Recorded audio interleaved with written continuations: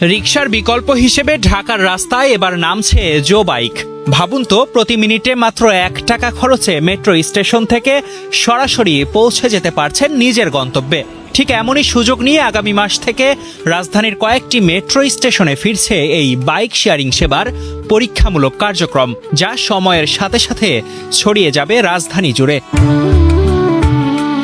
ঢাকার রাস্তায় জ্যামের ভোগান্তি কমাতে ও স্বল্প দূরত্বের যাতায়াত সহজ করতে এবার এই ভিন্ন উদ্যোগ। প্যাডেল ঘুরিয়ে নিজের রাইড নিজেই পরিচালনা করার এই সুযোগ যাতায়াতের পাশাপাশি সারাবে প্রতিদিনের শরীরচর্চার চাহিদাও। এতদিন আমরা শুধুমাত্র নাম্বার প্লেটের উপরে মামলা করতাম, আলটিমেটলি মামলাটা গিয়ে পড়তো মালিকের উপরে। কিন্তু আমাদের দেশে তো সেলফ ড্রাইভ একেবারে অনেক কম, তো গাড়িটা চালায় হচ্ছে চালক। এখন এই চালকের দেখা যাচ্ছে সে ধরাছোঁয়ার বাইরে থাকে, তার কিছু হয় না।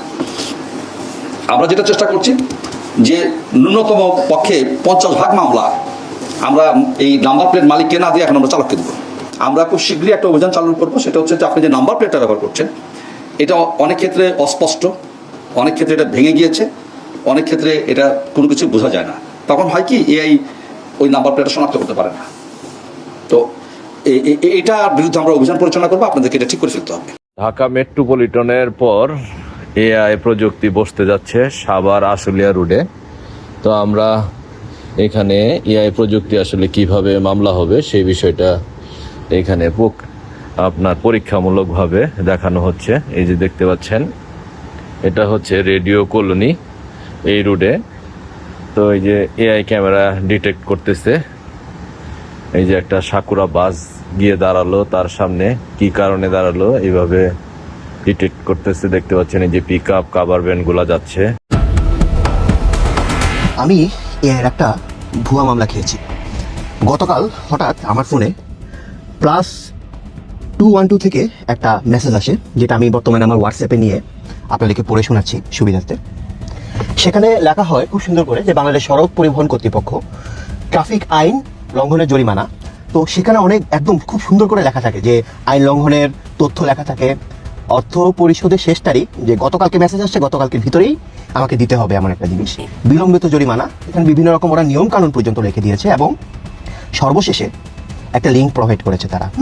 তো এটা দেখে সাধারণ মানুষ, এখন যেহেতু এআই মামলাটা খুব বেশি মানুষের একটু আতঙ্কের ভিতরে আছে, প্লাস এটা নিয়ে মানুষ একটু কনসার্ন, সেই জন্য সাধারণ মানুষ এরকম মেসেজ যদি আপনার ফোনে আসে তাহলে সাধারণ মানুষ একবারের জন্য হলো লিঙ্কটাতে প্রবেশ করবে।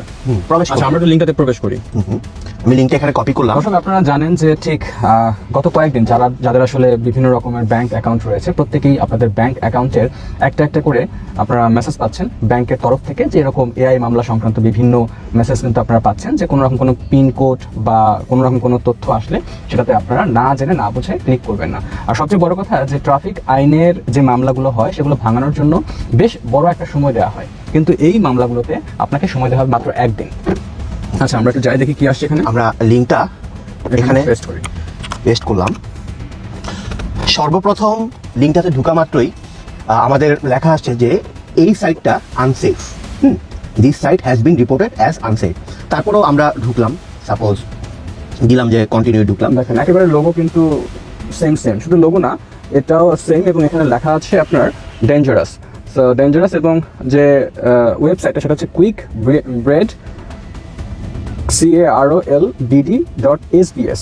আমরা যদি এটা দেখার পরে আমরা একটু BRT এর যে মেইন পেজটা রয়েছে আমরা সেখানে যেতে চাই। দেখেন এখানে লেখা আছে bsp.brta.gov.bd। সো এটা হচ্ছে BRT এর অরিজিনাল যে ওয়েবসাইট, আর এটা হচ্ছে ডুপ্লিকেট ওয়েবসাইট। সো বোঝার কোনো সুযোগ নেই যে এটা আসলে অরিজিনাল নাকি ডুপ্লিকেট। ওকে, দেন হচ্ছে একটা মজার বিষয়, আমরা এখানে আপনার লঙ্ঘন সমূহ অনুসন্ধান করুন। সো যদি আপনি এখানে ক্লিক করেন, আমরা আমাদের মন করা যে কোনো একটা বাইকের নাম্বার দিই, তাতেই কিন্তু কাজ হবে। দেখেন, ঢাকা মেট্রো ল